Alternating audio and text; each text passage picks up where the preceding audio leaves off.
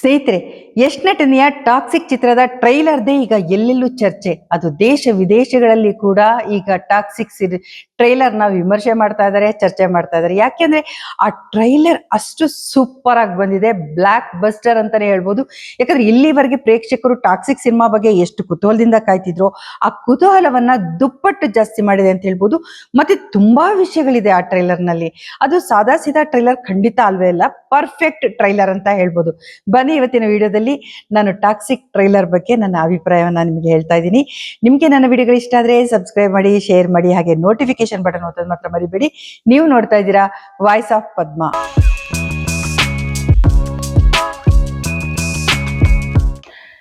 ನಮಸ್ಕಾರ, ನಾನು ಪದ್ಮಾ ಶಿವಮೊಗ್ಗ. ಸ್ನೇಹಿತರೆ, ಯಶ್ ನಟನೆಯ ಟಾಕ್ಸಿಕ್ ಚಿತ್ರ, ಗೀತು ಮೋಹನ್ ದಾಸ್ ಈ ಚಿತ್ರವನ್ನ ನಿರ್ದೇಶನ ಮಾಡಿದ್ದಾರೆ. ಈ ಟ್ರೈಲರ್ನ ನೋಡ್ತಿದ್ದ ಹಾಗೇನೆ ಎಲ್ಲರಿಗೂ ಕೂಡ ಒಂದು ಕುತೂಹಲ ಎಷ್ಟು ಜಾಸ್ತಿ ಆಗಿದೆ ಅಂದ್ರೆ, ಯಾಕಂದ್ರೆ ಈ ಟ್ರೈಲರ್ನಲ್ಲಿ ಅಷ್ಟೊಂದು ವಿಷಯಗಳನ್ನ ಹೇಳಿದ್ದಾರೆ. ಮತ್ತೆ ಮೇಕಿಂಗು ಎಲ್ಲರನ್ನ ದಂಗಬಡಿಸಿದೆ ಅಂತಾನೆ ಹೇಳ್ಬೋದು. ಇದು ಒಂದು ಹಾಲಿವುಡ್ ಲೆವೆಲ್ನ ಸಿನಿಮಾ ಅನ್ನೋದ್ರಲ್ಲಿ ಎರಡು ಮಾತೇ ಇಲ್ಲ. ಯಾಕಂದ್ರೆ ಭಾರತದ ಚಿತ್ರರಂಗದ ಇತಿಹಾಸದಲ್ಲೇ ಮೊಟ್ಟ ಮೊದಲನೇ ಬಾರಿಗೆ ಇಂಥದ್ದೊಂದು ದೊಡ್ಡ ಸಿನಿಮಾ, ಅಂದ್ರೆ ಒಂದು ಎಕ್ಸ್ಕ್ಲೂಸಿವ್ ಆಗಿರುವಂತ ಸಿನಿಮಾ ತೆರೆಗೆ ಬರೋಕೆ ಸಿದ್ಧ ಆಗಿದೆ ಅನ್ನೋದಂತೂ ಟ್ರೈಲರ್ ನಲ್ಲಿ ಚೆನ್ನಾಗಿ ಗೊತ್ತಾಗ್ತಾ ಇದೆ. ಅಂದ್ರೆ ಈ ಟ್ರೈಲರ್ ನ ನೋಡುವಾಗ ಪ್ರೇಕ್ಷಕರಿಗೆ ಕೊಟ್ಟಿದ್ದಂತ ಒಂದು ಸರ್ಪ್ರೈಸ್ ಇದೆಯಲ್ಲ, ಒಂದು ದೊಡ್ಡ ಸರ್ಪ್ರೈಸ್. ಅದ್ಯಾವುದು ಅಂದ್ರೆ ಯಶ್ ಡಬಲ್ ಆಕ್ಟಿಂಗ್ ಮಾಡಿರೋದು, ಅಂದ್ರೆ ದ್ವಿಪಾತ್ರದಲ್ಲಿ ಯಶ್ ನಟಿಸಿರೋದು, ಅಪ್ಪ ಮಗನ ಪಾತ್ರದಲ್ಲಿ ನಟಿಸಿದ್ದಾರೆ ಅನ್ನೋದು ಎಲ್ಲೂ ಕೂಡ ಒಂದು ಚೂರು ಬಿಟ್ಕೊಟ್ಟಿರ್ಲಿಲ್ಲ. ಈಗ ಟ್ರೈಲರ್ ನಲ್ಲಿ ಅದನ್ನ ನೋಡ್ತಿದ್ದ ಹಾಗೇನೆ ಗೂಸ್ ಬಂಪರ್ ಬರುತ್ತೆ ಅಂತಾರಲ್ಲ, ಹಾಗನ್ಸತ್ತೆ. ಯಾಕೆಂದ್ರೆ ಯಶ್ ತಂದೆಯ ಪಾತ್ರ ಇರ್ಬೋದು, ಬೇರೆ ಬೇರೆ ಶೇಡಲ್ಲೂ ಕೂಡ ಆ ಪಾತ್ರದಲ್ಲಿ ಅವರು ಕಾಣಿಸ್ಕೊಳ್ತಾರೆ. ಅಷ್ಟೇ ಅಲ್ಲ, ಮಗನ ಪಾತ್ರದಲ್ಲಿ ಯಶ್ನ ಟ್ರಾನ್ಸ್ಫಾರ್ಮೇಶನ್ ಇದೆಯಲ್ಲ, ಅದು ಎಕ್ಸ್ಟ್ರಾ ಆರ್ಡಿನರಿ ಅಂತಾನೆ ಹೇಳ್ಬೋದು. ಅಂದ್ರೆ ಅಷ್ಟು ಎಕ್ಸ್ಕ್ಲೂಸಿವ್ ಆಗಿ ಆ ಕ್ಯಾರೆಕ್ಟರ್ನ ಡೈರೆಕ್ಟರ್ ತೋರಿಸಿದ್ದಾರೆ. ಅದರಲ್ಲೂ ರಾಯ್ ಅಂತ ತಂದೆ, ಟಿಕೆಟ್ ಅಂತ ಮಗ, ಈ ಇಬ್ಬರನ್ನು ನೋಡ್ತಿರುವಾಗ ಯಶ್ ನಟನೆ ಇದೆಯಲ್ಲ ಅದರಲ್ಲಿ, ಅದು ದೊಡ್ಡ ಹೈಲೈಟ್ ಅಂತ ಹೇಳ್ಬೋದು. ನಟನೆ ಬಗ್ಗೆ ಇನ್ನಷ್ಟು ವಿಷಯನ ನಾನು ನಿಮ್ಗೆ ನೆಕ್ಸ್ಟ್ ಹೇಳ್ತೀನಿ. ಅದಕ್ಕೂ ಮುಂಚೆ ಈ ಟ್ರೈಲರ್ ನಲ್ಲಿ ಏನಿದೆ ಅನ್ನೋದನ್ನ ನೋಡ್ಬಿಡೋಣ. ಇಲ್ಲಿ ಇದಕ್ ಮುಂಚೆ ಏನು ಹಾಡುಗಳನ್ನ ರಿಲೀಸ್ ಮಾಡಿದ್ರು ಅದನ್ನ ನೋಡಿದಾಗ ದೊಡ್ಡ ದೊಡ್ಡ ನಟಿಯರು, ಪರಭಾಷಾ ನಟಿಯರು ದೊಡ್ಡ ದಂಡೆ ಆ ಸಿನಿಮಾದಲ್ಲಿ ಇತ್ತು. ಒಂದೊಂದು ಹಾಡು ಕೂಡ ಎಕ್ಸ್ಕ್ಲೂಸಿವ್ ಆಗಿತ್ತು. ಅಷ್ಟೇ ಅಲ್ಲ, ಯಶ್ ರೋಮ್ಯಾನ್ಸ್ ಅವರೆಲ್ಲರ ಜೊತೆ ಹೇಗಿತ್ತು ಅಂತಂದ್ರೆ, ಎಲ್ಲರೂ ಸ್ವಲ್ಪ ಏನಪ್ಪಾ ಇದು, ನಾವು ಮಕ್ಕಳ ಜೊತೆಲಿ ಫ್ಯಾಮಿಲಿ ಸಮೇತ ನೋಡೋ ಸಿನಿಮಾ ಹೌದಾ ಅಲ್ವಾ, ಇದು ಯಾಕೋ ಸ್ವಲ್ಪ ಎಲ್ಲರಿಗೂ ಹಾಗೆ ಹೀಗೆ ಅಂತ ಅನ್ಸಿತ್ತು. ಆದ್ರೆ ಈಗ ಟ್ರೈಲರ್ ಅವರೆಲ್ಲರ ಬಾಯಿನ ಮುಚ್ಚಿಸಿದೆ. ಯಾಕೆ ಅಂತಂದ್ರೆ ಟ್ರೈಲರ್ ನಲ್ಲಿ ಬೇರೆನೇ ಏನೋ ಹೇಳ್ತಾ ಇದೆ ಇದು ಕತೆನ. ಇಲ್ಲಿ ಅಷ್ಟು ಹುಡುಗಿಯರ ಕತೆನ ಇವರು ಹೇಳ್ತಾ ಇದಾರ, ಅಥವಾ ಹೀರೋಗೆ ಸೇಡ್ ತೀರ್ಸ್ಕೊಳ್ಳೋ ಅಂತ ಹುಡುಗಿಯರ ಕತೆ ಹೇಳ್ತಿದಾರ, ಅವ್ರ ಪರ್ಸೆಪ್ಷನ್ ಅಲ್ಲಿ ಹೇಳ್ತಾ ಇದಾರ, ಅಥವಾ ಇನ್ನೊಂದ್ ಕಡೆ ಲವರ್ಸ್ ಗಳ ಕತೆ ಇದೆಯಾ ಸಿನಿಮಾದಲ್ಲಿ, ಅಥವಾ ಮತ್ತೊಂದು ಅಪ್ಪ ಮಗನ ಮಧ್ಯೆ ಇರುವಂತ ಒಂದು ಸೇಡಿನ ಯುದ್ಧ ಇದೆಯಲ್ಲ, ಅದು ಈ ಸಿನಿಮಾದ ಹೈಲೈಟಾ? ಅಂದ್ರೆ ಯಶ್ ಇದರಲ್ಲಿ ರಾಯನಾಗಿ ಗ್ಯಾಂಗ್ಸ್ಟರ್ ಪಾತ್ರದಲ್ಲಿ ಕಾಣಿಸ್ಕೊಂಡಿದ್ದಾರೆ. ಒಬ್ಬ ಗ್ಯಾಂಗ್ಸ್ಟರ್ಗೆ ಒಂದು ಹೆಣ್ಣಿನ ಜೊತೆಗಿನ ಒಂದು ವ್ಯಾಮೋಹ ಇರುತ್ತಲ್ಲ, ಅದೊಂದು ಅಟ್ರಾಕ್ಷನ್ ಇರುತ್ತಲ್ಲ, ಅದು ತುಂಬಾ ಕಾಮನ್ ಅನ್ನೋದು ತುಂಬಾ ಸಿನಿಮಾಗಳಲ್ಲಿ ನಾವು ನೋಡಿದೀವಿ. ತನ್ನ ವೀಕ್ನೆಸ್ ಅನ್ನ ಒಂದು ಸ್ಟ್ರೆಂತ್ ಆಗಿ ಅವನು ತೋರಿಸ್ಕೊಳ್ತಾನೆ. ಹೀಗೆ ಇರುವಂತ ರಾಯನ್ಗೂ ಕೂಡ ಲವ್ ಆಗುತ್ತಾ ಅಂತ, ಲವ್ ಸಾಧ್ಯನೇ ಇಲ್ಲ ಅಂತ ಅನ್ಕೊಂಡವನು ಕೂಡ ಲವ್ ಆಗುತ್ತೆ. ಅದು ಎಲ್ಲಿ ಅಂತ ಅಂದ್ರೆ ಈ ಟ್ರೈಲರ್ ನೋಡುವಾಗ ಎಲ್ಲೋ ಒಂದ್ ಕಡೆ ನಾವು ಕೂಡ ಈ ತರ ಕತೆ ಹಿಂಗ್ ಹೋಗಿರ್ಬೋದಾ ಅಂತ ಯೋಚನೆ ಮಾಡೋಕ್ಕಾಗುತ್ತೆ. ಅದೇ ರೀತಿನಲ್ಲಿ ಒಂದು ಸರ್ಕಸ್ ಕಂಪ್ನಿ, ಆ ಸರ್ಕಸ್ ಕಂಪ್ನಿಯಲ್ಲಿರುವಂತ ಹುಡುಗಿ ಕಿಯಾರ ಜೊತೆ ರಾಯನಿಗೆ ಲವ್ ಆಗುತ್ತಾ? ಹಾಗೆ ಲವ್ ಆಗಿ ಅವನಿಗೆ ಗೊತ್ತಿಲ್ದೇನೆ ಒಬ್ಬ ಮಗ ಹುಟ್ಟಿರ್ತಾನ. ಕೊನೆಗೆ ಈ ಮಗ ತನ್ನ ತಾಯಿಗಾದಂತ ಅನ್ಯಾಯದ ವಿರುದ್ಧ ತಂದೆ ಮೇಲೆನೆ ಸೇಡ್ ತೀರ್ಸ್ಕೊಳ್ಳೋದಕ್ಕಾಗಿ ಬರ್ತಾನ ಅನ್ನುವಂಥದ್ದು ಈ ಟ್ರೈಲರ್ ನಲ್ಲಿ ನೋಡಿದಾಗ ನಮ್ ತಲೆನಲ್ಲಿ ಬರುವಂತ ಕಥೆಯ ಎಳೆಗಳು ಅಂತಾನೆ ಹೇಳ್ಬಹುದು. ಆದ್ರೆ ಇದು ಇಷ್ಟೇ ಅಲ್ಲ ಅಂತ ಅನ್ಸುತ್ತೆ. ಇಲ್ಲಿ ಹೆಣ್ಣು ಮಕ್ಕಳ ಎಮೋಷನ್ಸ್ ಇದೆಯಲ್ಲ, ಡೈರೆಕ್ಟರ್ ಗೀತು ಮೋಹನ್ ದಾಸ್ ಅವರು ಒಬ್ಬ ಹೆಣ್ಣಾಗಿರೋದ್ರಿಂದನೇ ಅನ್ಸುತ್ತೆ ಆ ಕ್ಯಾರೆಕ್ಟರ್ಗಳನ್ನ, ಹೆಣ್ಣನ್ನ ಎಷ್ಟು, ಆ ಎಮೋಷನ್ಸ್ ಅನ್ನ ಎಷ್ಟು ಚೆನ್ನಾಗಿ ಅವರು ಅಗ್ರೆಸಿವ್ ಆಗಿ ಅದನ್ನ ಬೋಲ್ಡ್ ಆಗಿ ತೋರಿಸ್ತಾ ಹೋಗ್ತಾರೆ ಅಂತ ಹೇಳಿ. ಕಿಯಾರ ಒಂದ್ ಕಡೆ ಕೊಟ್ಟಿರೋ ಎಕ್ಸ್ಪ್ರೆಷನ್ ಇದೆಯಲ್ಲ, ಅಂದ್ರೆ ಅಲ್ಲಿ ಆ ಎಕ್ಸ್ಪ್ರೆಷನ್ ಅಲ್ಲಿ ಒಂದು ಕ್ರೌರ್ಯ ಇರುತ್ತೆ, ಸೇಡನ್ ತೀರ್ಸ್ಕೊಳ್ಳೋ ಮನೋಭಾವ ಇರುತ್ತೆ, ಹಾಗೆ ಕಣ್ಣಲ್ಲಿ ಕೂಡ ಆ ಗೆದ್ದ ಒಂದು ಖುಷಿ ಇರುತ್ತೆ, ಗೆಲುವಿನ ಖುಷಿ ಇರುತ್ತೆ. ಆದ್ರೆ ಆ ನೋವು, ಆ ಕೋಪ, ಆಕ್ರೋಶ ಎಲ್ಲದು ಒಟ್ಟಿಗೆ ನಾವು ಆ ಸೀನ್ ಅವರ ಎಕ್ಸ್ಪ್ರೆಷನ್ ಅಲ್ಲಿ ನೋಡ್ಬೋದು. ಅಂದ್ರೆ ಒಂದೊಂದು ಕ್ಯಾರೆಕ್ಟರ್ ಕೂಡ ಇಲ್ಲಿ ಎಷ್ಟು ಇಂಪಾರ್ಟೆಂಟ್ ಆಗಿದೆ ಮತ್ತೆ ಎಷ್ಟು ತೂಕದಿಂದ ಇದೆ ಅಂತ. ಹಾಗೆ ಪಾತ್ರ ಪೋಷಣೆಯನ್ನ ತುಂಬಾ ಬ್ಯೂಟಿಫುಲ್ ಆಗಿ ಮಾಡಿದ್ದಾರೆ ಡೈರೆಕ್ಟರ್ ಅನ್ನೋದು ಇಲ್ಲಿ ತುಂಬಾ ಮೇಲ್ನೋಟಕ್ಕೇನೆ ಕಾಣಿಸ್ತಾ ಇದೆ. ಒಂದ್ ಕಡೆ ನಯನತಾರ ಅಡ್ವೈಸ್ ಮಾಡುವಂತ ಒಬ್ಬ ಹೆಣ್ಣಾಗಿ, ಇನ್ನೊಂದ್ ಕಡೆ ಡಿಟೆಕ್ಟಿವ್ ಆಗಿ ಬಿಟ್ಟು ನಮ್ಮ ರುಕ್ಮಿಣಿ ವಸಂತ್ ಕನ್ನಡದ ನಟಿ ಅವರು ಕಾಣಿಸ್ಕೊಂಡಿರೋ ರೀತಿ, ಇದೆಲ್ಲವೂ ನೋಡಿದಾಗ ಹೆಣ್ಣಲ್ಲಿರುವಂತ ಒಂದು ಸ್ಟ್ರೆಂತ್ ಅನ್ನು ಕೂಡ ಗೀತು ಮೋಹನ್ ದಾಸ್ ಈ ಸಿನಿಮಾದಲ್ಲಿ ಎಳೆ ಎಳೆಯಾಗಿ ಲೇಯರ್ ಆಗಿ ತೆರೆದಿಟ್ಟಿದ್ದಾರೆ ಪ್ರೇಕ್ಷಕರ ಮುಂದೆ ಅಂತಾನೆ ಅನ್ಸುತ್ತೆ. ಇದಕ್ಕೆ ಉದಾಹರಣೆಯಾಗಿ ನಾನೊಂದು ದೃಶ್ಯನ ನಿಮ್ಗೆ ನೆನಪಿಸ್ತೀನಿ. ಅದರಲ್ಲಿ ಯಶ್ ಮುಖಕ್ಕೆ ನಟಿ ಕ್ಯಾಕರಿಸಿ ಉಗಿತಾಳೆ. ಅಂದ್ರೆ ಅವಳಲ್ಲಿರುವಂತ ಆಕ್ರೋಶ, ಛೀ ನೀನೊಬ್ಬ ಯಕಶ್ಚಿತ್ ನನಗೆ ಅನ್ನೋ ರೀತಿನಲ್ಲಿ ಹೇಳುವಂತ ಒಂದು ಭಾವನ ಎಷ್ಟು ಚೆನ್ನಾಗಿ ನಿರ್ದೇಶಕಿಯಲ್ಲಿ ತೋರಿಸ್ತಾರೆ ಅಂತೇಳಿ. ಅಂದ್ರೆ ಹೀರೋ ಮುಖಕ್ಕೆ ಉಗಿಯುವಂಥದ್ದು ಒಂದು ದೃಶ್ಯಗಳನ್ನ ನಾವು ಅಷ್ಟು ಬೋಲ್ಡ್ ಆಗಿ ಡೈರೆಕ್ಟರ್ಗಳು ಸಿನಿಮಾದಲ್ಲಿ ತರೋದಿದೆಯಲ್ಲ, ಅದು ಬಹಳ ಅಪರೂಪ ಅಂತಾನೆ ಹೇಳ್ಬೋದು. ಬಹುಶಃ ನಿರ್ದೇಶಕಿ ಹೆಣ್ಣಾಗಿರೋದ್ರಿಂದಾನೇ ಆ ಹೆಣ್ಣೊಳಗಿನ ಭಾವನೆಗಳು ಹೇಗಿರುತ್ತೆ ಅನ್ನೋದನ್ನ ಇಲ್ಲಿ ತುಂಬಾ ಚೆನ್ನಾಗಿ ಅವರು ಹೇಳ್ತಾ ಹೋಗಿದಾರ. ಈ ಸಿನಿಮಾದಲ್ಲಿ ಈ ತರ ಇದೆಯಾ ಅನ್ನೋಂತ ಒಂದು ಕುತೂಹಲ ಕೂಡ ನಮ್ಗೆ ಮೂಡುತ್ತೆ. ಇನ್ನು ಯಶ್ ನಟನೆ ತಗೊಂಡ್ರೆ, ಯಶ್ ಪಾತ್ರಗಳನ್ನ ತಗೊಂಡ್ರೆ, ಅದರಲ್ಲಿ ಟಿಕೆಟ್ ಪಾತ್ರದಲ್ಲಿ ಮಗ ಕ್ಯಾರೆಕ್ಟರ್ ಅಲ್ಲಿ ಏನ್ ಯಶ್ ನಟಿಸಿದಾರಲ್ಲ, ಆ ಕ್ಯಾರೆಕ್ಟರ್ನು ಕೂಡ ಪೋಟ್ರೆ ಮಾಡಿರೋ ರೀತಿ ಇದೆಯಲ್ಲ, ಬಹಳ ಬ್ಯೂಟಿಫುಲ್ ಆಗಿದೆ ನಿಜವಾಗ್ಲೂ. ಆ ತಂದೆ ಮಗನಿಗೆ ಪಾತ್ರಗಳಲ್ಲಿ ಎಷ್ಟೊಂದು ಅಂತರವನ್ನ ನಾವು ಕಾಣಬಹುದು ಅಂತಂದ್ರೆ, ಅದು ಬಾಡಿ ಫಿಸಿಕ್ ಇರ್ಬೋದು, ಯಶ್ ಕೂಡ ಅದೇ ತರನೇ ಅದನ್ನ ಮೇಂಟೈನ್ ಮಾಡಿದ್ದಾರೆ, ಟ್ರಾನ್ಸ್ಫಾರ್ಮೇಶನ್ ಮಾಡಿದ್ದಾರೆ. ಮತ್ತೆ ಎಕ್ಸ್ಪ್ರೆಷನ್ ಇರ್ಬೋದು, ಆ ಅಗ್ರೆಸಿವ್ನೆಸ್ ಆ ಮಗನ ಕ್ಯಾರೆಕ್ಟರ್ ನಲ್ಲಿ, ಟಿಕೆಟ್ ಕ್ಯಾರೆಕ್ಟರ್ ಅಲ್ಲಿ ಇರುವಂತದ್ದು. ಆಮೇಲೆ ಅವನ್ ಸ್ವಲ್ಪ ಟ್ರೈಬಲ್ ಕ್ಯಾರೆಕ್ಟರ್ನ ಇದು ಹೋಲುತ್ತೆ, ಟ್ರೈಬಲ್ ಸ್ಟೈಲ್ ಅನ್ನ ಹೋಲುತ್ತೆ ಅಂತಾನೆ ಹೇಳ್ಬೋದು ಟಿಕೆಟ್ ಪಾತ್ರ. ಹಾಗೆ ಇನ್ನ ಗ್ಯಾಂಗ್ಸ್ಟರ್ ಪಾತ್ರದಲ್ಲಿ ತುಂಬಾ ಸಿನಿಮಾಗಳಲ್ಲಿ ಆ ತರದ ಹಾಲಿವುಡ್ ಸಿನಿಮಾಗಳಲ್ಲಿ ನಾವು ನೋಡಿರ್ಬೋದು. ಬಟ್ ಆದ್ರೆ ಯಶ್ ಆ ಪಾತ್ರವನ್ನ ತಗೊಂಡು ಹೋಗಿರೋ ರೀತಿ ಇದೆಯಲ್ಲ, ಕಣ್ಣಲ್ಲೇ ಅವರು ಕೂಲ್ ಆಗಿ ತಮ್ಮ ಒಂದು ಸ್ಟ್ರೆಂತ್ ಅನ್ನ ತೋರಿಸೋ ರೀತಿ ಇದೆಯಲ್ಲ, ಅದು ಎಕ್ಸ್ಟ್ರಾಡಿನರಿ ಆಗಿ ಬಂದಿದೆ. ಯಶ್ ಮಾತ್ರ ನಟನೆಯಲ್ಲಿ ಇಲ್ಲಿವರೆಗೆ ಮಾಡಿರುವಂತ ಎಲ್ಲ ಪಾತ್ರಗಳಿಗಿಂತ ಇದು ತುಂಬಾ ಚೆನ್ನಾಗಿ ಮಾಡಿದ್ದಾರೆ ಅಂತಾನೆ ಹೇಳ್ಬೋದು.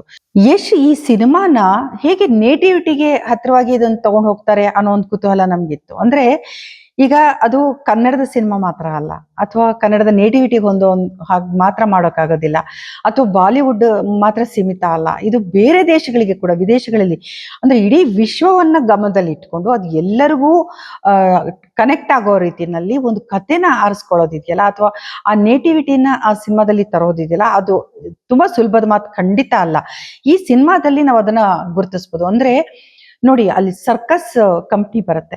ಸರ್ಕಸ್ ಕಂಪ್ನಿ ಒಂದು ಎಲ್ಲಾ ದೇಶದಲ್ಲಿ ಕೂಡ ಎಲ್ಲರಿಗೂ ಕನೆಕ್ಟ್ ಆಗುವಂಥದ್ದು. ಅಂದ್ರೆ ಎಲ್ಲರೂ ಜೀವನದಲ್ಲಿ ಸರ್ಕಸ್ನ ಅನುಭವಿಸಿರ್ತಾರೆ, ಅವರಿಗೆ ಬಹಳ ಚೆನ್ನಾಗಿ ಗೊತ್ತಿರುತ್ತದು.